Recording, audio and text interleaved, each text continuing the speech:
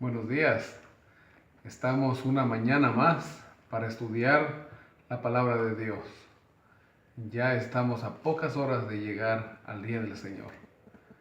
El capítulo 27 del libro de Éxodo nos habla ahora del altar de bronce, del atrio del tabernáculo y del aceite de las lámparas. Si nos damos cuenta, hemos ido no en el orden que quizá humanamente debía haber sido lógico, sino que el Señor fue dando un orden distinto desde la entrada, no, sino desde la parte posterior. Y ahora llegamos al altar de bronce, aunque nos hemos saltado dos muebles que están después entrando desde el oriente. Dice que el altar de bronce, el verso 1, era de madera de acacia, 5 codos de longitud por 5 codos de anchura, y luego también tenía 3 codos de altura. Es decir, en la parte de arriba era un cuadrado de 2,5 metros por 2,5 metros, y su altura de 1,5 metros. Este altar de bronce era donde se iban a ofrecer los sacrificios.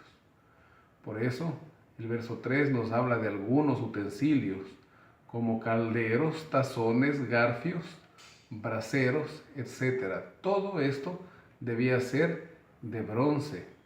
Y lo demás, en este caso el altar, era de madera de acacia, pero cubierto de bronce. Debía tener un enrejado en donde o sobre el cual iban las ofrendas, los sacrificios, para ser quemados en olor grato al Señor.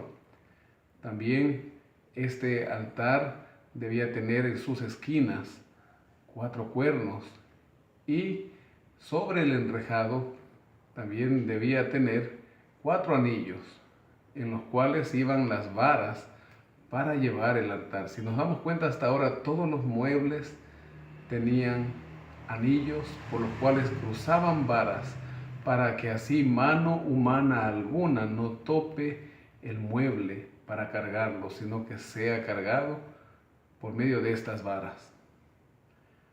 Ahora el verso 9 nos habla del atrio del tabernáculo. ¿Qué era el atrio? Era el patio o la parte exterior, y adentro encontrábamos el santuario con su lugar santo y lugar santísimo. Este atrio debía tener 50 metros de largo por 25 de ancho, es decir, 100 codos por 50. Sus 20 columnas, dice el versículo 10, y sus 20 basas.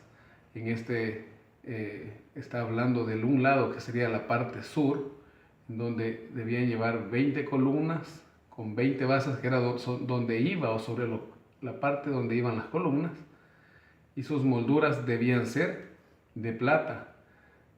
Sobre estas columnas iba, dice el verso 9, cortinas de lino torcido. Estas cortinas tenían 50 metros o 100 codos de longitud. De la misma manera, en la parte norte debían ir estas cortinas con las columnas y sus basas. Ahora, más adelante dice el versículo 12, el ancho del atrio del lado occidental, es decir, en la parte contraria a la entrada o la parte de la puesta del sol, tendrá cortinas de 50 codos.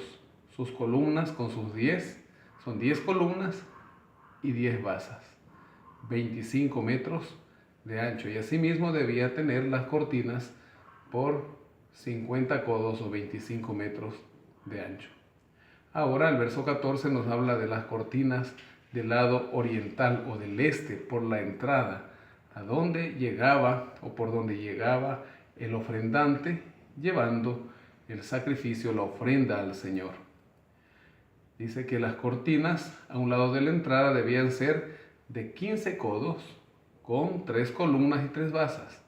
Es decir, que a la izquierda habían 15 codos de cortinas de lino, a la derecha 15 codos de cortina de lino. Nos sobraban 20 codos. Por eso dice el versículo 16, y Para la puerta del atrio habrá una cortina de 20 codos, de azul púrpura y carmesí. Esta puerta ya no era de lino, era de esta tela magnífica que le llamaban ellos azul, púrpura y carmesí. Así completaban los 50 metros de ancho por la parte frontal, en este caso la parte oriental. Todas las columnas alrededor del atrio debían estar ceñidas de plata, dice el verso 17, sus capiteles y sus basas debían ser de bronce. Y por último, el verso 20 nos habla del aceite. Recordemos ayer que dentro del lugar santo, en la parte sur o entrando al lado izquierdo, encontrábamos las lámparas, o también llamado el candelabro.